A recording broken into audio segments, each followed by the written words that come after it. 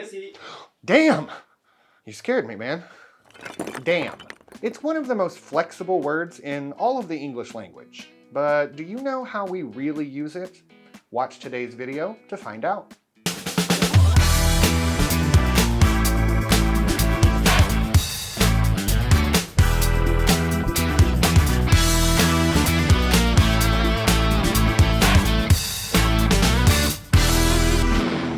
Hey guys, welcome back to Dynamic English. My name is Jesse, and today we're going to be talking about damn. The first use of damn is a pretty common expression. We use this expression whenever we're frustrated or annoyed by something.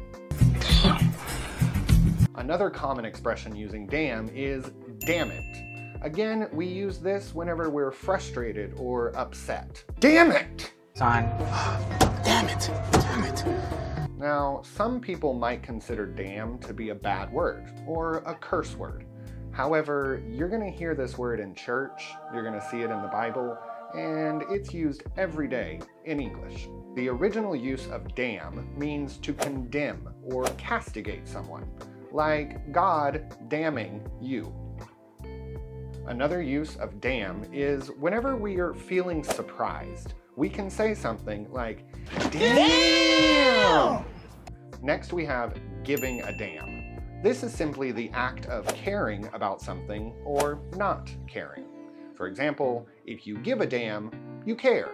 If you don't give a damn, you don't care. I don't give a damn about me. Other expressions showing surprise using the word damn would be, well, I'll be damned. Or simply, oh, damn! The next expression would be damn you. Damn you! And in this expression, it's basically telling someone to go to hell or giving them the middle finger. Damn you. Damn is also a phrase that is interchangeable with wow. Damn is also an adjective that we can place in front of any noun to add a stigma to your sentence. For example, that damn teacher gave us another test. Damn is also an adverb that we often use to replace the word very. For example, I'm a damn good teacher. A more severe use of damn would be pairing it with the word God. So, God damn or God damn it. God damn it, Franco! We also use damn to indicate that someone is attractive. So you might hear somebody say, damn, you fine. Next we have damn well. You damn well! This is used as a sentence intensifier and normally followed by better. Damn well better. That means a strong suggestion. Okay, let's take a damn break for a moment. I just want to remind you that here at Dynamic English, we offer individual and group courses, all with native English-speaking teachers and all with flexible schedules. So if you're ready to take your English to the next level, click the link below. So as you can see, damn is a really flexible word that you can use in any conversation at all, and most people will know what you're talking about. But let's review real quick. So remember, we use damn as an expression of frustration or anger. Damn it! We use damn as an expression for surprise. Damn! Remember that giving a damn is the act of caring about something. To be damned means to be condemned or castigated, usually to hell.